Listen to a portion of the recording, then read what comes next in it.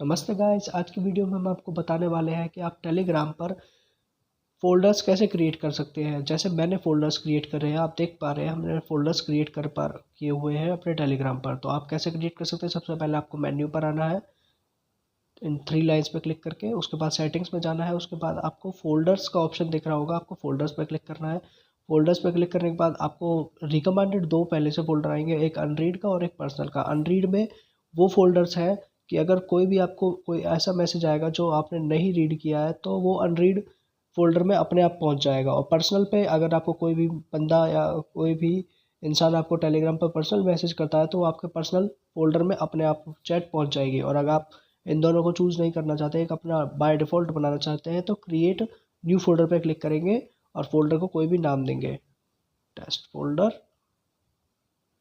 और उसको उसमें एक चैट को सेलेक्ट करेंगे जिस चैट को आप उसमें ऐड करना चाहते हैं। तो जैसे मैं इसको ऐड कर देता हूँ, कोई भी ऐड कर देते हैं।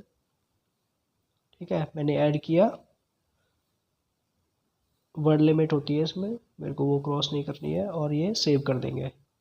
और देखिए हमारा फ़ोल्डर क्रिएट हो चुका है। अभी यहाँ पे 4 फ़ोल्डर्स थे, अब यहाँ पे 5 फ़ोल्डर्स हैं। तो आज की वीडियो में बस इतना ही। हमारे चैनल को शेयर करना और सब्सक्राइब करना ना भूलें।